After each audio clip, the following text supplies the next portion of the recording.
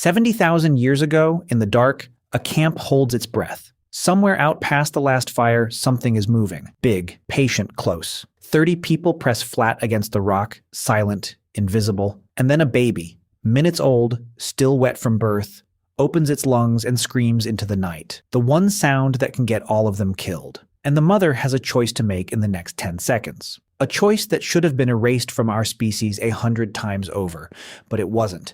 And the reason it wasn't is going to unsettle you. This is File 013, one case file, one buried instinct dragged into the light. Subscribe. Stay on the case. Let's get into the evidence. Start with the problem because it's a real one. A newborn's cry is loud. Not by accident of small lungs, it is piercing. It carries. In the open, a human infant's scream can travel further than a shout. For an ancient band trying to stay hidden from a predator, from a rival group, from anything with teeth in the dark, that cry is a beacon that says, pray, hear, helpless, come. Every logic of survival says the crying infant is a liability. The child that can't be quieted endangers everyone. And in a species ruthless enough to make the hard call on twins, on the sick, on the ones who slowed the group down, you would expect evolution to have selected for the quiet baby. The calm one. The infant that could be soothed instantly, or that barely cried at all. That's the child that shouldn't get the whole camp eaten. So here's the question that breaks the obvious story. If crying is so dangerous, if the loud baby is the one that gets everyone killed, then why did we get louder?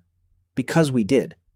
The human infant is one of the most relentlessly, punishingly loud creatures its size on Earth. Evolution had 70,000 years to turn the volume down. It turned it up. Hold on to that, because it doesn't make sense yet. Follow the mother in the dark. She doesn't smother the sound. She doesn't run. She pulls the screaming child to her chest, into the warmth, against the heartbeat, and she answers it. The whole camp, instead of abandoning the source of the danger, moves toward it. Hands reach, bodies close in. The most dangerous sound in the night becomes the thing that pulls the entire group tighter. That's the behavior we have to explain, not the crying, the response to the crying. Before I show you why, this is the exact moment the story you think you know is about to turn inside out. Subscribe now so you're here when it lands. Because from here it stops being about the baby and starts being about you. Here's where it cracks. The cry was never a flaw evolution failed to fix. The cry is the design. Think about what a human infant is, the most helpless newborn of any great ape. Born unfinished, unable to cling, unable to follow, unable to survive even an hour on its own. A gazelle walks within minutes. A human can't hold up its own head. That helplessness is a death sentence, unless the infant has a weapon that forces the group to care for it whether they want to or not.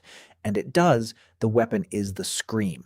The cry evolved to be unbearable on purpose, pitched, timed, and tuned to hit the adult nervous system like an alarm that cannot be ignored. It doesn't ask for attention, it seizes it. It overrides the predator fear. It overrides the exhaustion. It overrides even the cold arithmetic that abandoned the twin and the wounded.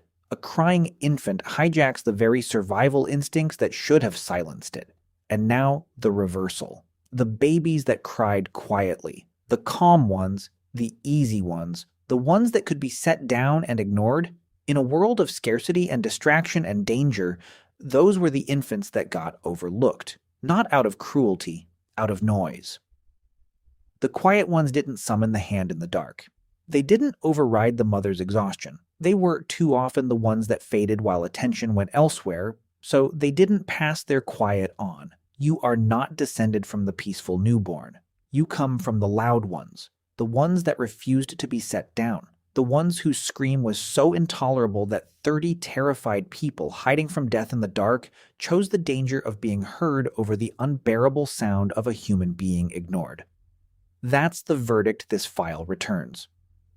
When a baby wouldn't stop crying at birth, ancient humans didn't silence it. They surrendered to it. Because the ones who could ignore an infant's cry left no descendants, and the ones who couldn't built us. The cry didn't survive despite the danger. It survived because it was more powerful than the danger. And you still carry the other half of that bargain.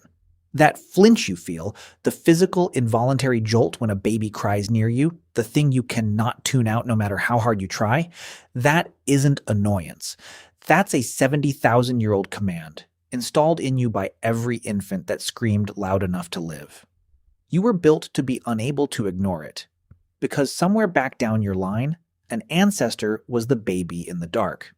And the only reason you exist is that someone, against every instinct telling them to run, reached toward the sound instead of away from it. Case closed. Drop a comment with the one thing in this file that surprised you most. I read every one, and they shape the next case. If this file changed how you hear a sound you've heard your whole life, the next one will too. There's another file waiting in the evidence room. Subscribe. Stay on the case. The investigation continues.